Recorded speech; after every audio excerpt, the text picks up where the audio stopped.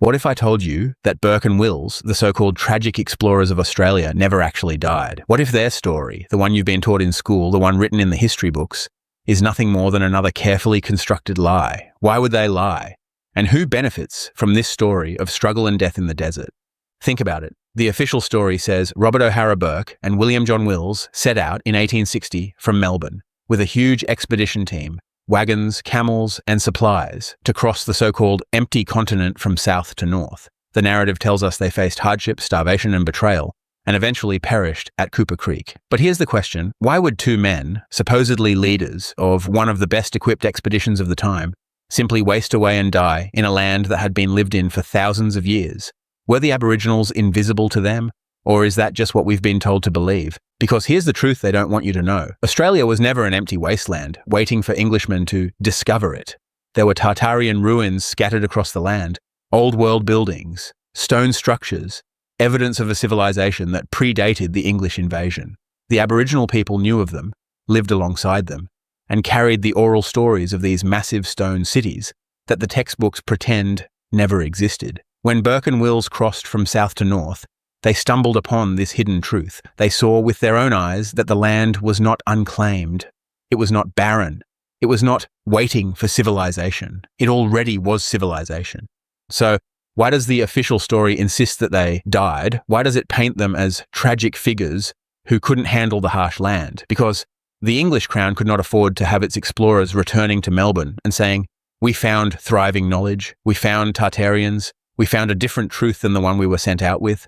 If the truth had spread, the whole scam of colonization would have collapsed. The gold rush, the land grabs, the displacement of Aboriginal tribes, all of it depended on one thing: the lie that this was an untouched wilderness. Now think about this. When Burke and Wills supposedly died, who was there to record it? Whose story are we trusting?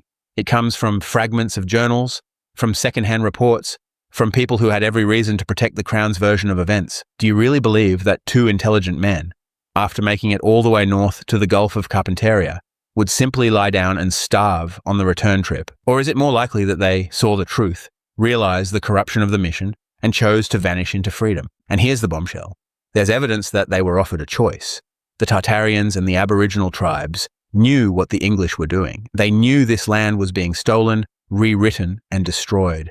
When Burke and Wills came across them, they were given a decision: return to Melbourne as pawns of the Crown, or stay hidden and free. So what did they do? They pretended to die. They allowed the lie of their deaths to stand because it was the only way to slip out of the grip of the empire. They walked away from the English world and chose to live in truth. Ask yourself, why do we still glorify their expedition in statues and plaques across Australia? Why are their supposed graves marked and celebrated? Why do school children repeat the same tragic narrative? Could it be because this story, like so many others, keeps us blind to the real history of this land, the history of Tartaria, the history of ruins buried in mud floods, the history of Aboriginal wisdom that the Crown desperately wanted to erase? And here's another thing they don't want you to think about. The expedition was huge. They had camels imported from India, wagons, supplies, maps, money poured into it. Do you really think all of that was just to explore the land? Or was it to scout the location of Tartarian cities, to mark resources, to prepare the way for the full takeover of Australia? They dressed it up as exploration, but it was an intelligence operation. So let me ask you this. If Burke and Wills truly died, why do so many details about their final days contradict each other? Why do we get vague reports about starvation when they were surrounded by food sources that Aboriginal people had survived on for millennia? Why are we told that they refused Aboriginal help when the same accounts admit they relied on them for survival? Does that sound like stupidity, or does it sound like a cover story? Think about the larger picture.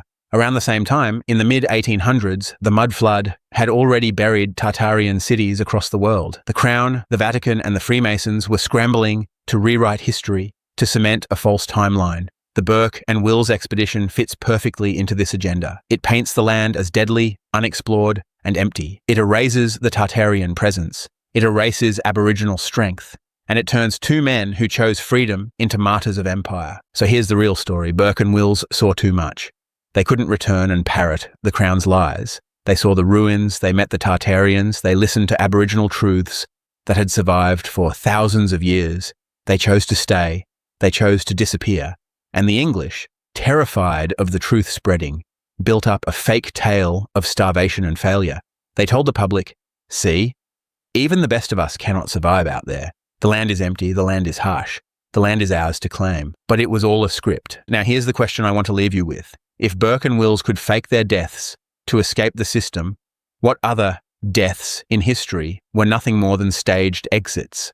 How many explorers, leaders, and rebels slipped away into freedom while we were told they perished? How much of our history is built on graves that were never filled? Burke and Wills are not tragic figures of the past. They are proof that even in the heart of empire, some men chose truth over lies. And that truth is still out there, buried under mud, hidden in Aboriginal stories, and waiting for us to wake up. So, the next time you see a statue of Burke and Wills, the next time you hear the official story, ask yourself, what's more believable? That two explorers, with all the resources of the colony behind them, simply wasted away? Or that they escaped into freedom and left the crown with no choice but to invent their deaths? Everything you've been told about history is a lie, but the cracks are there, the truth bleeds through. The question is, are you ready to see it?